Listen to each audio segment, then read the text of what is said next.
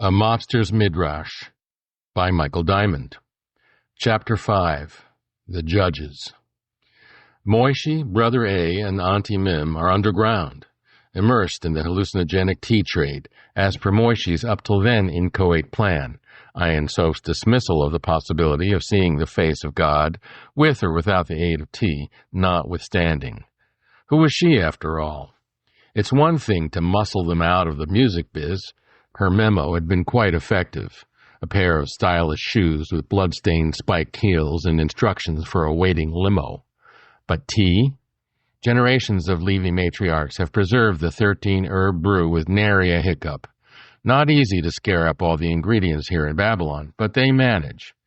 I don't know about the face of God, but some of those herbs stink to high heaven. Every herb a purpose, even the stinkers. Fact is, in the perfumer's art, it's the stinkers that carry the scent of all the rest of the herbs, piggyback on the stink. Interesting if you think about it in terms of human organizations, like the syndicate, for example. A real stinker, like Seth the Jackal, can sometimes set the tone for the whole enterprise, get the ball rolling in some pretty surprising directions. Wouldn't exactly say anybody's real grateful for his presence, but the Jackal's influence on syndicate proceedings is legendary. Silent partner to Ossie and Sis, really. Their whole gig makes no sense without the dirty scumbag. Think about it. The three Levy sibs decide to make Mimi the face of the enterprise, being the matriarch du jour. Auntie Mim's brew.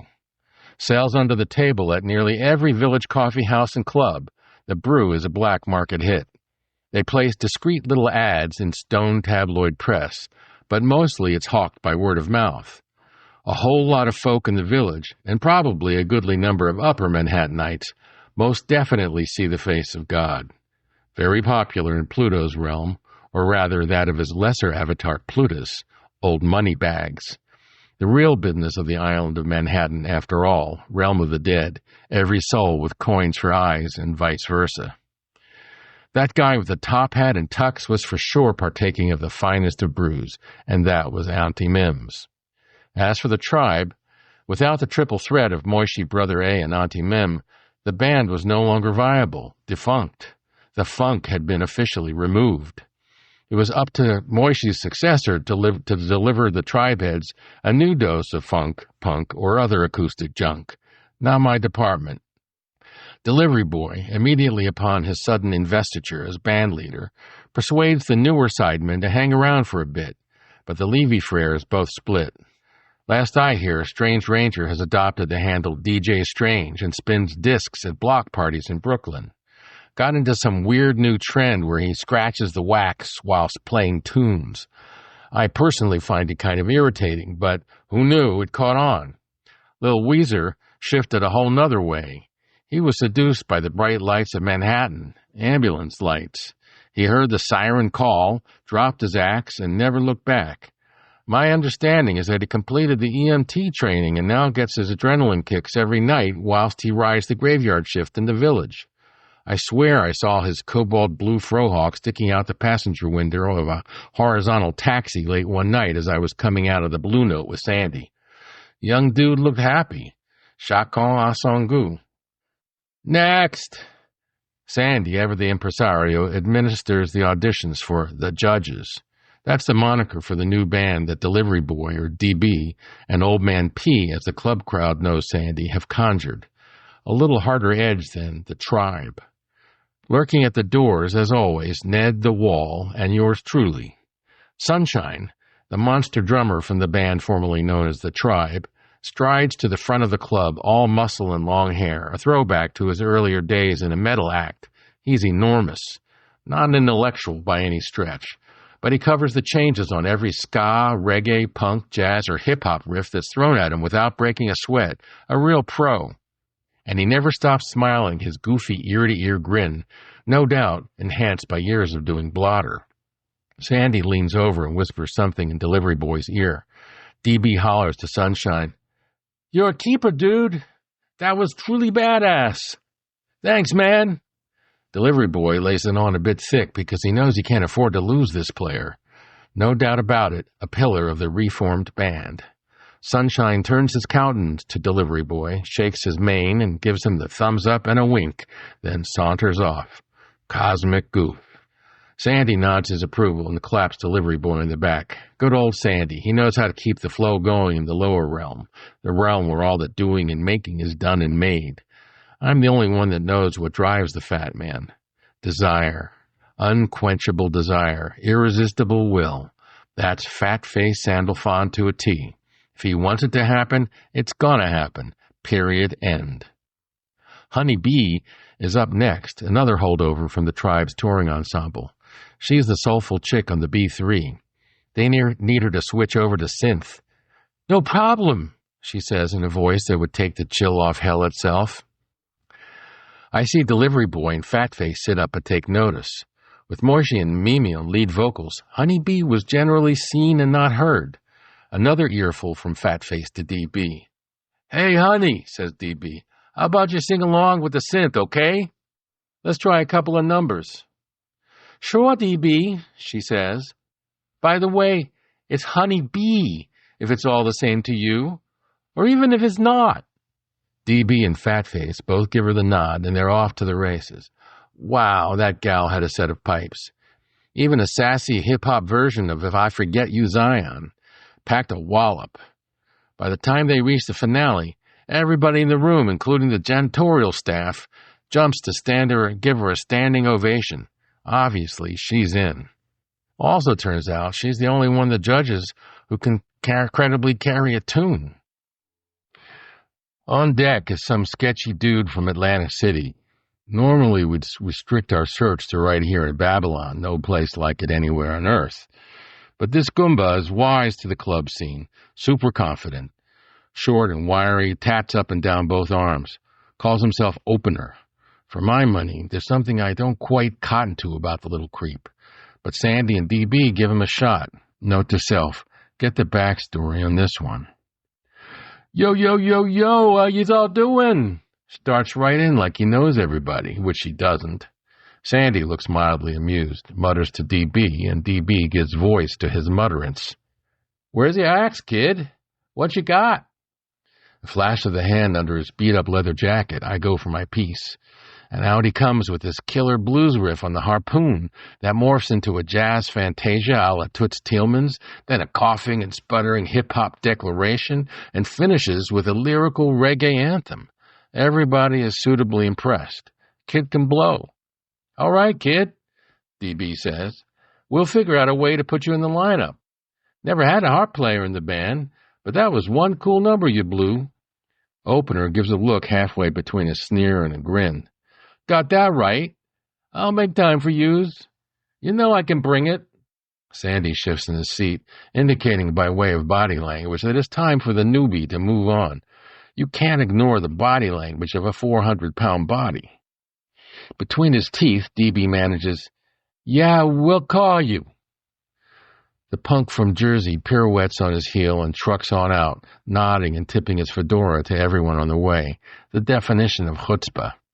In the end, they also retain the left-handed bass-playing chick, Lefty, and the killer lead guitar, Slasher, famous for his party trick of lapping water out of dog bowls. I kid you not. All that plus DB's seismic horn, and they are raring to hit the road.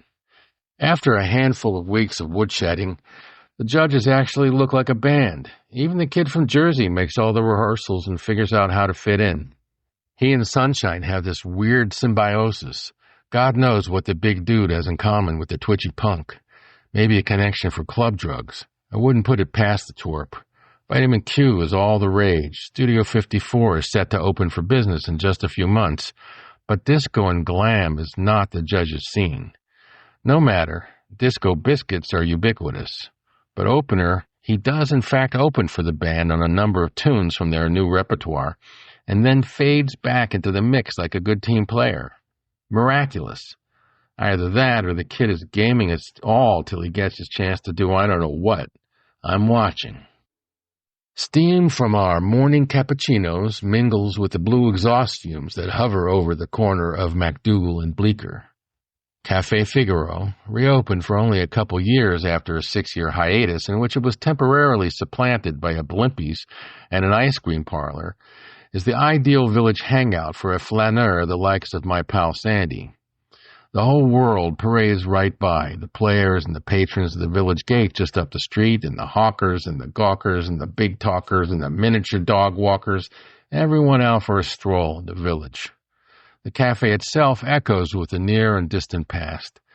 If you lean in close, you can still hear the hum of the beats and the folkies and the literati and the jazz cats and the mud daubers slouched over cups of Java, Dylan and Kerouac and Lenny Bruce and that perverted Santa Claus Dave Van Ronk, Burroughs, Eddie Albee, Warhol, Jimmy Agee, Helen Allen Ginsberg, Jack Pollock, W.H. Auden, Baldwin, Tage, Tennessee Williams, Miles, Styron, O'Hara, a lazy game of chess at a two-top in the corner, some bottles of cheap French wine, a few thumb-worn copies of Le Monde and the Village Voice strewn about, the air thick with the smoke of Camels and Gauloises.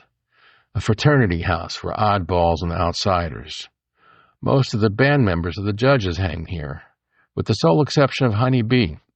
She and her pre-med boyfriend, Lightning, a former tribe head gone straight, rendezvous at the Palm, at Tony Italian Steakhouse in Midtown on 2nd Avenue.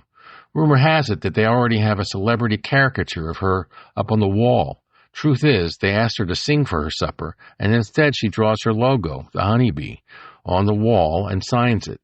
Some kind of charisma, I guess. Fans come up to her at dinner and ask for advice, along with her autograph. Sheesh! Can you believe that? I make a practice of never asking musicians for advice. Sandy and D.B. reclined between Nettie and me whilst discussing a variety of metaphysical topics when a kid on a bicycle speeds by and slings a copy of Stone Tabloid Press right smack onto D.B.'s lap, then disappears into traffic. Weird. Sandy grabs the rag before D.B. figures out what hit him, spreads open page 1 and snorts, "Get a load of this, kid."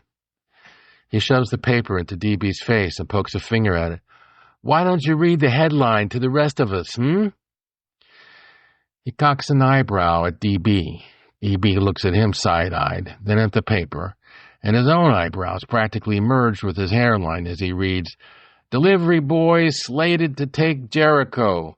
Judges headline Westbury Music Fair." He sits bolt upright as he reads the analysis as to how the Judges are the latter-day incarnation of the recently defunct tribe, and the advance buzz has driven ticket sales through the roof. Pretty surprising, as the only time they've displayed their wares is midday at the Vanguard, where the manager has been kind enough to let them rehearse gratis.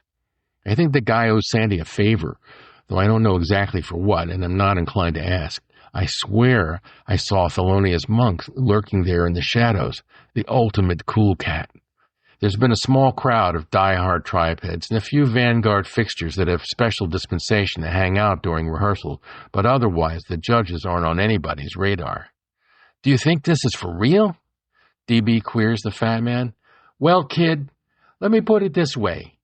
When Moishie Levy and the tribe skedaddled into Babylon from the hinterlands on the lam, not 2 nickels to rub together, Moishie descends from his now legendary trapeze ride in the basement of Mount Sinai Hospital with a surprise copy of the first edition of Stone Tabloid Press in his hands. Guess what the headline was?" Everybody in Tribehead Nation knows that story, though many aren't certain as to its absolute veracity. The tribe is the stuff of legends, after all.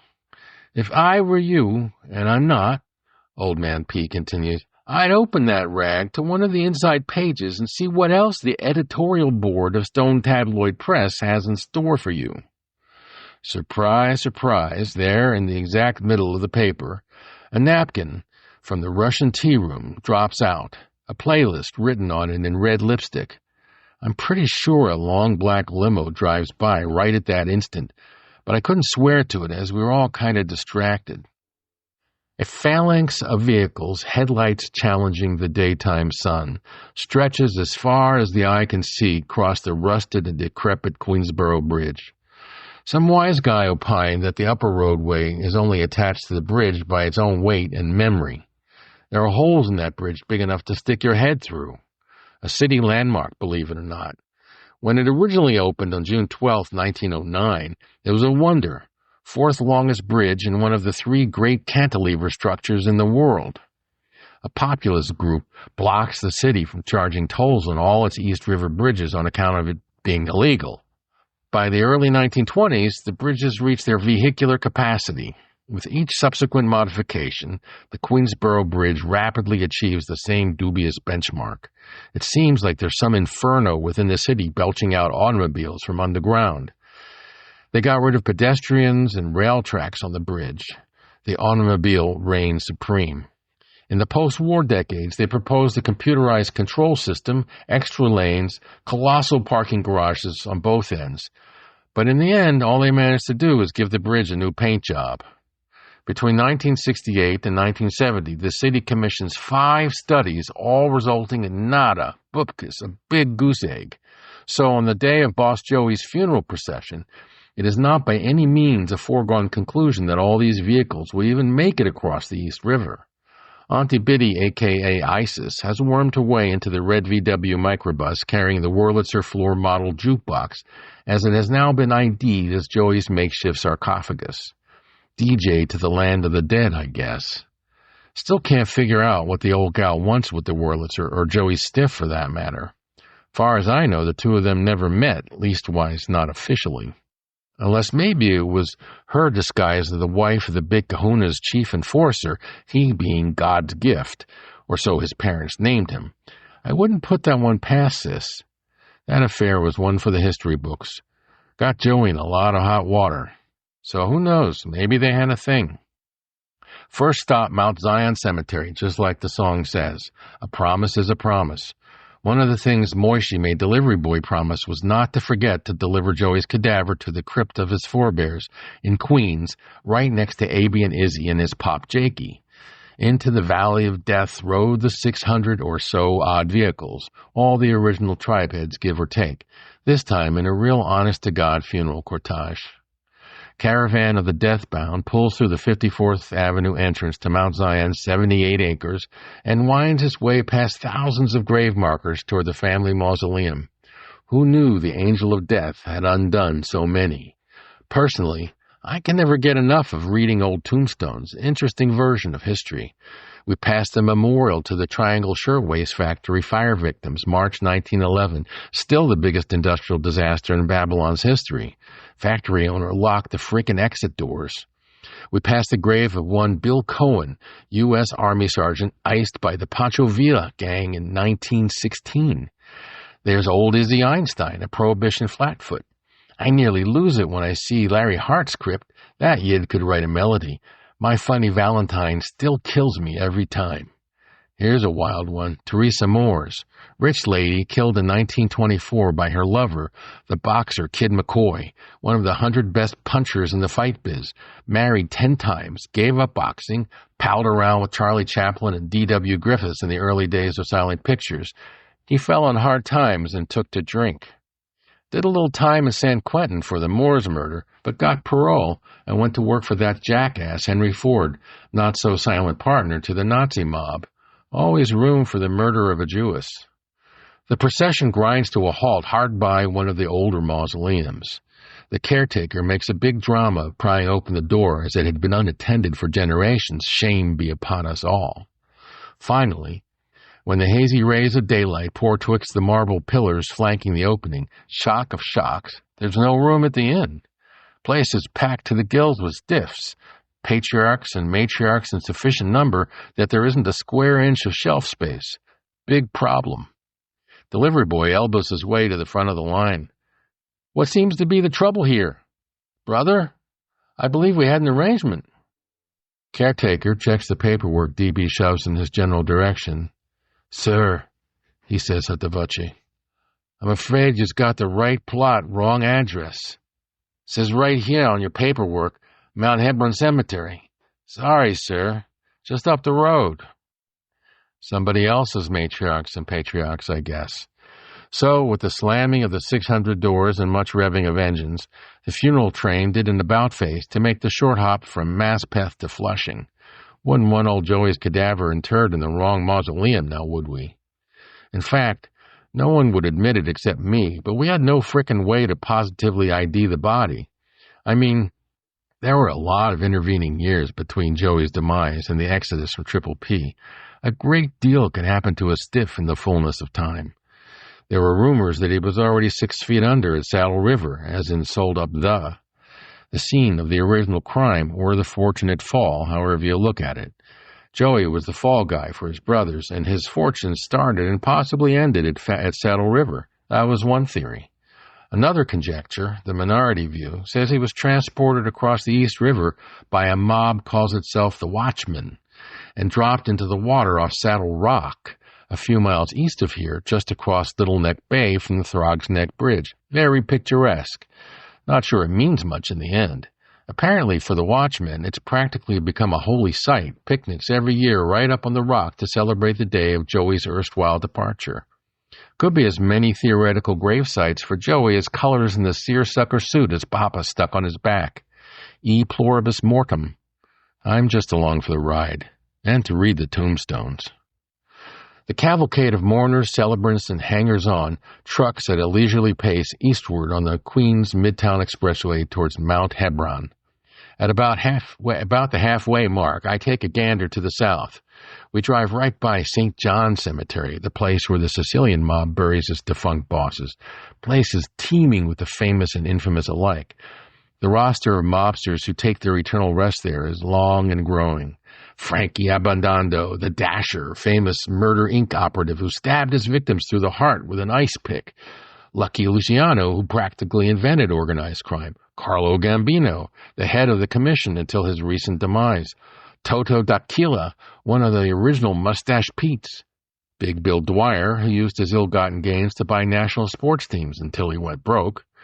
Vito Genovese, co-inventor with Mr. Luciano.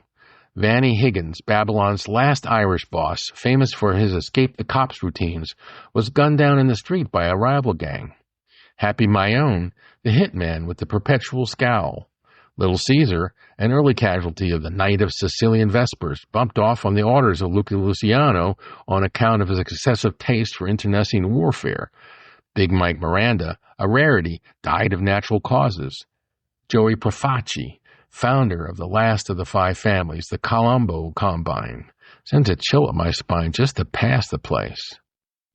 The spaghetti bowl at the intersection of I-495 and the Van Wyck Expressway dumps us right at the corner of Mount Hebron Cemetery, so we can wind our way to the entrance at Horace Harding Expressway in 134th Street. The former estate of colonial governor Cadwallader Colden, the cemetery is now the exclusive domain of deceased Yids.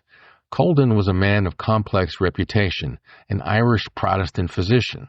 He wrote a history of the 5 Iroquois nations, liked to mix it up with his colonial charges, carried on a scientific correspondence with Ben Franklin, promoted sanitation for the prevention of yellow fever, published a partial refutation of Sir Isaac Newton, and conceived of the idea for the Erie Canal.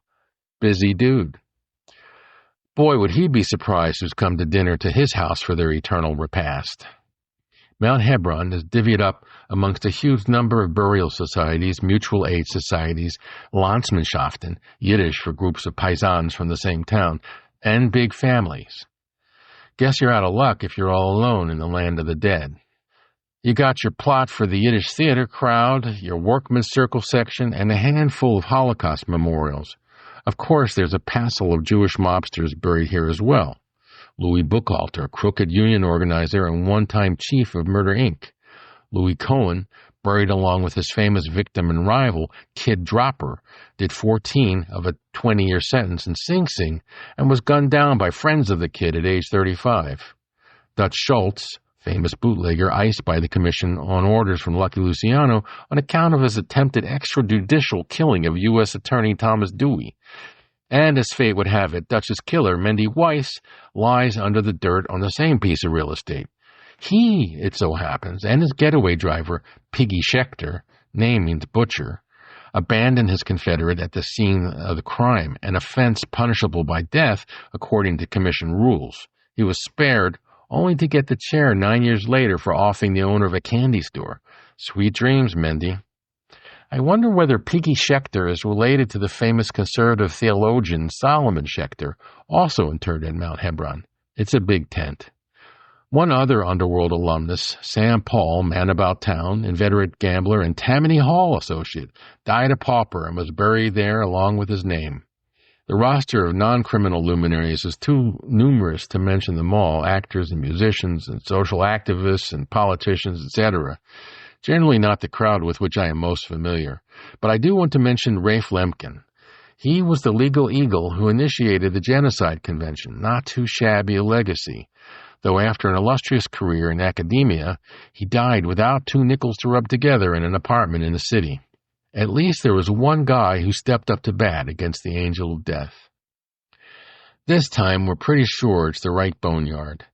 Turns out the mausoleum of Joey's forebears is famous in certain circles, in which I do not usually circulate, and is dubbed the Cave of the Double. Now there's a mystery for you. Just in case you're trying to stash a stiff, and you want to keep nosy types off the scent, create a double and confuse the hell out of everyone. My theory.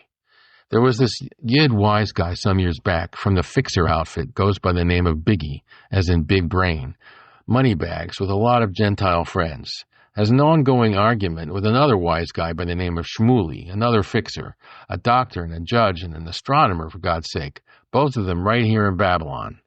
Interesting, they say Shmuley was given his name by a penitent wise guy. Seems Shmuley's pop calls out the wise guy for trying to welch on paying for a garment order. Plus ça change. Anyway, Biggie and Shmuley disagree on a fine point with regards to the nature of this particular crypt and its mysterious name. Seems they both think double refers to the number of chambers in the crypt. The only point of contention is whether the chambers are stacked or side by side. Who cares? A companion theory, so to speak, is that double refers to all the married couples buried there. Back in the day, yet another fixer wise guy from the Zion branch, South Jersey, cerebral bunch, those fixer boys, Izzy the Smith, nobody actually knows what kind of smith he was, says the happy pairings go all the way back to Adam and Eve. I doubt it.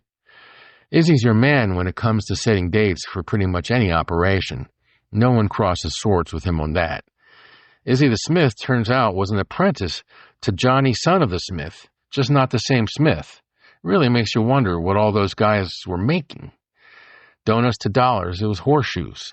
My great-grandfather shoot horses on the streets of Philly back in the day. Johnny, by all accounts, was incredibly good-looking, very charismatic, and he knew it. He had no problem communicating with either the Greek mob or the Italians, as the situation demanded. And he was a prolific writer, basically wrote the book on everything. They say he insisted on being dressed in scarlet on his deathbed so as he could mix with either the wicked or the pious in the hereafter. Very pragmatic. Johnny's chief rival and admirer was a really interesting dude known simply as R.L., or Listener, a listener amongst the fixer mob. Thought it was a real laugh riot that the 2 Smith names could be confused. R.L. was the real deal, a professional brawler and a highway robber, quick with the knife, known for his strength and his corpulence. Fun fact, he worked the circus for a while wrestling wild animals. It was Johnny who brought him in-house when R.L. was in the midst of robbing him. Said if he left off with the robbery, he could meet his sister, who was even prettier than Johnny. Damn if it didn't work. The outlaw who became an in-law. That's how R.L. came to be one of the fixer boys in Zion, the South Jersey branch. R.L. puts his low-level thuggery behind him and becomes a major consigliere amongst the fixer mob. Once he turns that corner, he waxes holier than the Pope, or whoever, and holds no truck with liars and small-time Goombas. Never shy about giving an opinion, he nonetheless always feels a debt of gratitude to Johnny. That's why he takes it so hard when they fall out. Seems they were having a top-level technical discussion about blades and such like, and R.L. strenuously disagrees with his brother-in-law. Johnny can't deal with it and takes an underhanded swipe at R.L. The robber knows his tool. Well, that popped the cork on the argument, and pretty soon Johnny's apoplectic. R.L. just couldn't take it. Some say it was all his years of gourmandery plus a bad ticker. The dude drops dead. Johnny goes insane with grief. Sad story, really. Oh, yeah, one other theory from the fixer consigliaries about the name of Cave of the Double. Double actually refers to the whole field, and by implication, anything in that field doubles in value, Maybe a tip of the hat to old Cadwallader Colden. One further point of interest, there's another seedy old boneyard in the general vicinity of Mount Zion and St. John's, actually called the Cemetery of the Double, though in the mother tongue. It has but one real significance in the cosmos. It happens to be the place where the great Harry Houdini, the inscrutable escape artist, is interred. His mouldering remains intermingled with the soil of the borough of Queens. He, by the way, was said to have a secret chamber in his crypt, repository for his dark materials. But I digress. Joey's erstwhile embalmed cadaver is popped out of the Wurlitzer and installed with all pomp and circumstance in the Cave of the Double, right there on an empty shelf that practically has his name on it. Except it doesn't, and neither does the Wurlitzer, nor does the fancy gangster suit he's wearing. But who am I to ask questions? Also, far as I could see, there's only one chamber in the cave. Just saying. Big surprise is Auntie Biddy flings herself bodily right on top of Joey's stiff. They have to pry her fingers away from him in order to close up the mausoleum. Not very dignified. Can't exactly read her, but she's got some game on.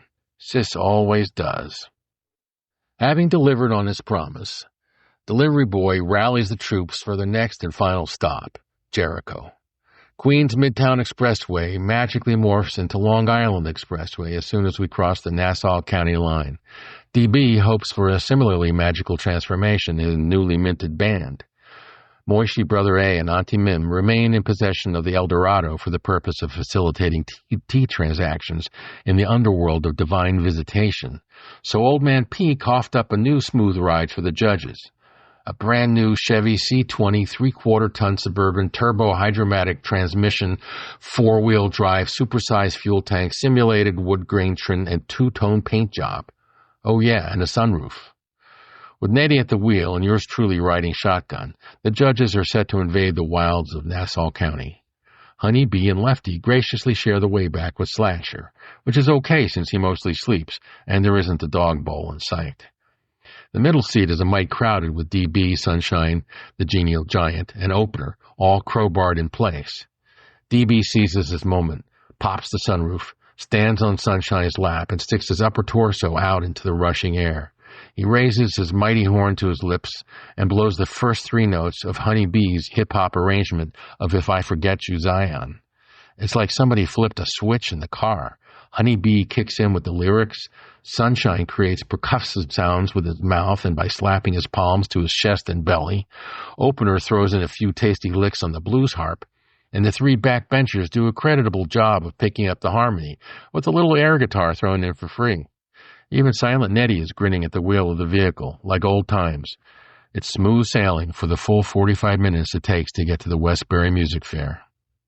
Originally an abandoned lime pit, the Westbury Music Fair is the second love child of media duo Goober and Gross, the first one being the Valley Forge Music Fair outside of Philly in Devon, PA, where, by the way, my mother used to live. Eventually, it metamorphoses into a whole chain of entertainment venues up and down the East Coast. Original idea was Broadway theater in the round, but thank God they realized the star power of pop singers was what pulled in the crowds, so they mix it up. The Pharaohs even played out there. The little stage has seen the likes of the Doors, Janis Joplin, the Stone Ponies, the Animals, the Moody Blues, the Zombies, Judy Garland, Johnny Mathis, Tony Bennett, Ray Charles, Frank Sinatra, Phil Oakes, Sonny and Cher, the Carpenters, Steve Wonder, Gladys Knight, Paul Anka. The list is endless. Back in '68, Nina Simone recorded there 3 days after James Earl Ray shot Dr. King, may he rest in peace. Place has some history. We pull into the parking lot, right by what looks like an alien mothership come to take us all the way to Planet X or wherever. Either that or a giant frisbee. The tribe heads pull in right after us and take up about a quarter of all the available spots. I'm pleased to see the 4 Mustangs of the Apocalypse are still with us, along with the red VW microbus sans the contents of the Wurlitzer. I smell a couple of hibachis burning dinner and hear the sound of 600 beer bottles being opened. The sweet smell of weed is everywhere. Luckily, no cops. Sandy jockeys the whale into a spot a discreet distance from the crowd, sets up a couple lawn chairs under the awning he unfurls on the roof of his vehicle. I wander over. "Emmett," he says to me, "don't get me wrong. The Judges are a very good band, but Moishie and the tribe, they are not. You know the nature of the deficit to which I am referring. What are your thoughts on the matter? You know, says I, constitutionally I am incapable of telling a lie. I know, says the fat man. He's squinting at some indefinite point on the horizon. Yes, Sandy, I also have a feeling this whole thing isn't going to hang together very long. No cohesion. A bunch of truly good individual musicians, real pros, but not a family or any facsimile thereof. We both sit in silence, sucking on our Dr. Brown cream sodas. Pretty soon DJ and Honey Bee come bouncing over. Mr. P, says he, I think we're going to head in and unpack our gear. Check out the mics and do a few warm-up numbers. Sandy stares straight into his heart. Poor kid, he carries all the baggage laid on him by Moishie Levy and doesn't even realize he's punching out of his weight class. Sandy looks up. That's right. You do that. Knock 'em dead. We'll be ringside expecting the show of a lifetime. Honey Bee pipes up. You won't be disappointed, Mr. P. We're the judges. Whatever that means. DB and Honey Bee bump fists and do a little dance around each other. Cute. Sweet young lady. I'm sure she'll be okay. On her own. Off they go to gather up the rest of the crew, slapping each other on the back, hauling their axes into the mothership. The inside is just as trippy as the outside, a giant metal spider hovering over its nest. The acid freaks are going to have a blast with this one.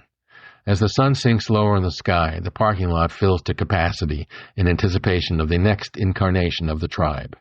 Sandy and I close down our little tailgate party and mosey over to the performer's entrance to the Frisbee. The fat man stops in each dressing room to give every band member their own personal pep talk. Gotta admit, he's good. Knows how to squeeze the last bit of juice out of whatever lemon he's handed. Again, no disrespect to the assembled talent, but they're just not marked for greatness, though you'd never know it by the way Old Man P pumps them up. The show must go on. The warm-up act is a local favorite, the stoners from Stony Brook, Blue Oyster Cult. Sandy won't admit it, but I know he's worried that this may be a case of the tail wagging the dog. They're touring their 7th album, for Christ's sake. The judges are drafting the tailwinds of the tribe, and the air is already a bit thin. The oysters have been cool enough about the whole thing, but we don't expect them to soft-pedal their act. And indeed, they are quite good, I must say. Buck Dharma, sounds like a comic book superhero, so smooth on guitar and vocals, hits The Reaper, their last album's #1, as soon as the lights come up. The freaks dance in the aisles during the instrumental break. The crowd is warmed. A credible cover of the Animals' We Gotta Get Out of This Place. The kids are definitely grooving to the tune. The retro shtick might work for the judges by way of contrast. For sure, Sunshine digs the metal vibe. They've definitely got a different twist on the whole psychedelia thing than the tribe had. But what do I know? Give me Tony Bennett any day. The oysters stick with their 30-minute set limit, one encore, and they're off. Sandy turns to me. The kids might just do all right here. I nod. I'll roll with that. Nettie's at the back door, in constant communication with security at the front door, so I can relax for a change and watch the show. The judges have moved in position. The spotlight lassos DB as he raises his horn to his mouth and blows oh so slow and soulful the first 3 notes of their #1 song, If I Forget Thee Zion. Lights up, Honey Bee hits the hip-hop melody and the synth pops. Sunshine provides a relentless top-speed, light-touch percussive underlayer. Lefty brings the funk. Slasher lays back until his solo. Opener a few tasteful licks on the harp. And they do the background vocals just like in the truck. And the walls come tumbling down. Everybody digs the hell out of it. The metalheads really freak when Slasher and Sunshine team up for the guitar solo. Even the oysters come out of their shells to tip their hats to that one. The band is cooking. And Sandy is grinning. Then I hear Nettie's voice in my ear. 12 o'clock. Big Sis is leaving the building. Geez, ISIS on the move. I acknowledge the message, motion to Sandy I got a split, and truck for the back entrance, just in time to see the old lady hail a cab. In a borrowed red VW microbus, they always leave the keys above the sun visor, so predictable, I tail her at a discreet distance. Cabby gets on the LIE, headed west with yours truly in hot pursuit. Where the heck are they going? Light bulb. Of course. Back to the crypt. Indeed, they take the Flushing exit and turn onto 134th right at Mount Hebron. I park around the corner on the access road and jog through a couple backyards just in time to see her telling the cabbie to keep the meter running. Then, like a real pro, she jimmies the lock on the boneyard and she's in. I slip the cabbie a picture of Andrew Jackson and tell him to keep quiet. At the mausoleum, I can't believe my eyes. She's taking the door off its hinges so she can enter. Brute force, but she does it. Sets the frickin' heavy mother aside, and in she goes. Next thing I see truly staggers the imagination. She's got old Joey laid out on a long white table. Shelf, really, but that's how the song goes. Then, get this, she lays herself right on top of the embalmed corpse.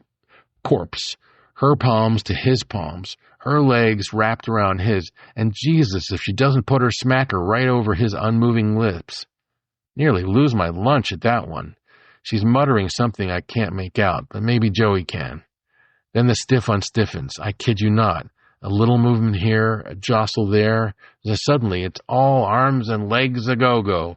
Frickin' Joey sits up. Only I can see, as Sis undoes his heavy makeup job, it's not Joey at all. That explains everything. It's her eternal lover, Ossie, and I've just witnessed their reanimation trick. The palace of the bone of heaven. Unbelievable. Wait till I tell Sandy, if I live. The next thing I know, they're both standing outside and staring at me.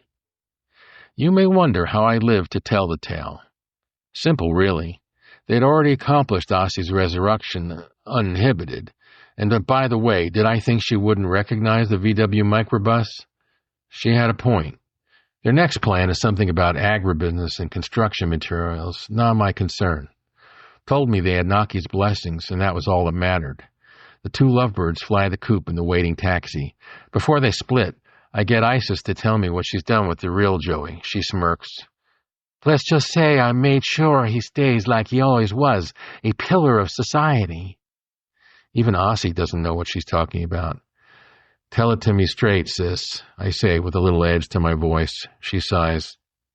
It's either Jachin or Boaz, not sure. You'll have to figure that one out yourself. Gone. So, the whole damn setup, the club, the rivalry, the shoot-'em-up, and the chase, the forced retirement, and the journey across the East River was all for one purpose. That Naki plays one hell of a shell game, and the real Joey is in one of two shells, the location of said shells currently unknown. Remember my cave of the double theory? QED. As for the judges, they did all right in Jericho, but after that, just like Sandy predicted, they fizzled out after a year-long attempt at touring. Never managed to get booked outside of Long Island and the Jersey Shore, not even Babylon or Philly, very limited audience. Honey Bee makes her way out to the sticks, East Hampton to be precise. She finds it relatively easy to deal with the seafaring types, and makes a name for herself as a lounge singer and a bit of a soothsayer. When the Palm opens its doors there, they give her a place of honor. She does the singer-songwriter piano bar thing and spends the rest of her time consulting for whoever wanders over to her table to buy her a drink. Some fat cats find her skills quite useful. Turns out she has a real head for business, so she does okay. Her beau, Lightning, works the ER over at Southampton Hospital, oldest ER that end of the island, August 22nd, 1908. They do all right. Sunshine is a bit of a lost soul, seduced by a party girl who calls herself Dalai La. Introduces him to a real bad crowd, a disco band, bunch of Philistines, not a musical head amongst them. Popular wedding band on the island, coke suppliers to the tonier natives. Slasher nosedives into glam rock and develops a penchant for gold lame jumpsuits. Nuff said. DB leads a horn ensemble that has a loyal but decidedly local following, calls itself Deliverance. Lefty turns out to be crazier than anyone knew. She was so quiet. Stalks Mayor Ed Koch into the men's room and flashes him and says she wants to bear his child. Not likely, being as he's one of us, another estimable member of the fairy kingdom, a fella batting for the other team, if you catch my drift. He's gay, for Christ's sake. Turns out okay, though. He gives her a job in city government helping unwed mothers. Seems to fulfill a need she never knew she had. The tribe-head diaspora spreads itself all over the 5 boroughs, the Jersey Shore, And Philly, a goodly number of letters to Stone Tabloid Press speculating about Moishie sightings. Oh yeah, then there's Opener. He returned from whence he came, Atlantic City, they say. But that, indeed, is another story.